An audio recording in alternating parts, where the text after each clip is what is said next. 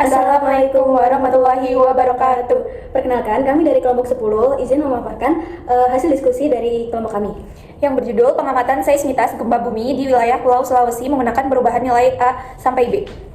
Untuk yang pertama, slide pertama ada rumusan masalah, yaitu yang pertama, bagaimana variasi nilai parameter seismotektonik A sampai B di Pulau Sulawesi. Yang kedua, apa hubungan nilai A, B dengan aktivitas kegempaan dan potensi gempa besar. Yang ketiga, bagaimana periode ulang gempa di Sulawesi berdasarkan analisis seismisitas. Yang keempat, apa implikasi seismisitas terhadap mitigasi bencana di Sulawesi.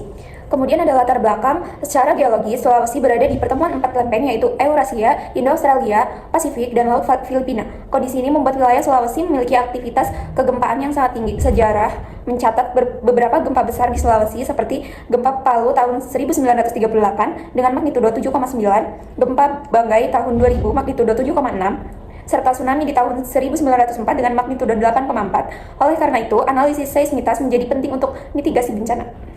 Lanjut untuk slide 4, ada pengertian seismisitas. Seismisitas adalah intensitas dan distribusi aktivitas gempa di suatu wilayah dalam periode tertentu, yang menggambarkan frekuensi, magnitudo, serta lokasi gempa. Parameter seismisitas dihitung dengan metode Gutenberg-Richter, yaitu N dalam kurung M sama dengan A min BM, yang mana A sama dengan tingkat aktivitas gempa dan B karakteristik stres lokal. Kemudian ada gelombang seismik. Gelombang gempa atau gelombang seismik terbagi menjadi 3. Yang pertama, gelombang P atau primer yang paling cepat dan merambat melalui semua medium. Kedua, gelombang S atau sekunder yang lebih lambat dan hanya merambat melalui benda padat. Ketiga, gelombang permukaan seperti Love dan Rayleigh yang merambat di permukaan bumi dan biasanya paling merusak. Analisis gelombang ini membantu menentukan lokasi sumber gempa serta kekuatannya. Dilanjut di slide 6, ada gelombang yang menurut jurnal yang kita pakai, yaitu data gempa di Sulawesi tahun 1963 sampai 2016 berjumlah 11.955 kejadian. Magnitudonya rata-rata dari 3,6 magnitudo sampai 7,9 magnitudo dengan kedalaman 0,9 km sampai 675 km. Distribusi menunjukkan lengan utara Sulawesi yang paling aktif dan mungkin bisa dilihat di gambar yang tertera. Kemudian ada magnitudo. Dalam penelitian ini, magnitudo diseragamkan ke dalam skala momen magnitudo atau MB. Hasilnya menunjukkan bahwa nilai MC atau magnitudo of completeness adalah 4,9.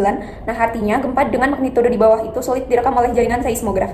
Nilai rata-rata parameter A sekitar 6,13, sedangkan nilai B sekitar 0,93. Nilai B yang mendekati 1 menunjukkan keseimbangan antara gempa kecil dan besar di wilayah tersebut. Baik, selanjutnya di slide 8 ada frekuensi gempa, yaitu hubungan magnitudo frekuensi menunjukkan semakin besar magnitudo akan semakin jarang terjadi gempa. Lalu nilai B rendah 0,55 sampai 1,0, yaitu potensi gempa besar lebih tinggi. Kemudian ada nilai B tinggi lebih dari 2,0, aktivitas gempa kecil lebih dominan.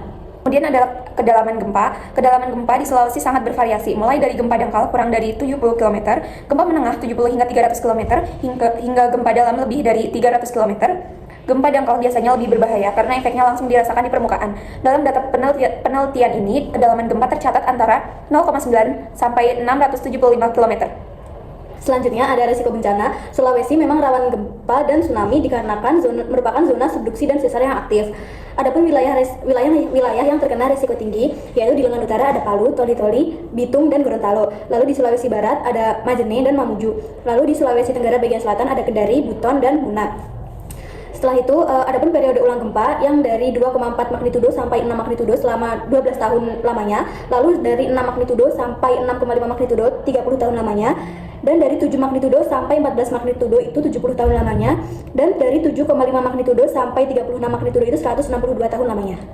Nah, kemudian ada kesimpulan. Kesimpulannya, pertama, nilai parameter seismotektonik di Sulawesi menunjukkan variasi tinggi dengan nilai A antara 3,72 sampai 14,75 dan nilai B antara 0,55 sampai 2,55. Kedua, nilai B yang rendah di beberapa wilayah menandakan potensi gempa besar. Ketiga, periode ulang gempa sangat bervariasi, namun gempa merusak dapat diprediksi siklusnya. Keempat, mitigasi bencana sangat penting dilakukan di Sulawesi, khususnya di wilayah utara dan barat. Baik, mungkin cukup sekian pemaparan dari saya, Keila Aulia Firesta, NIM K1C024126, dan saya, Sanadia Imanika, dengan NIM K1C024078. Cukup sekian, apabila ada salah kata atau salah perilaku mohon dimaafkan. Wassalamualaikum warahmatullahi wabarakatuh.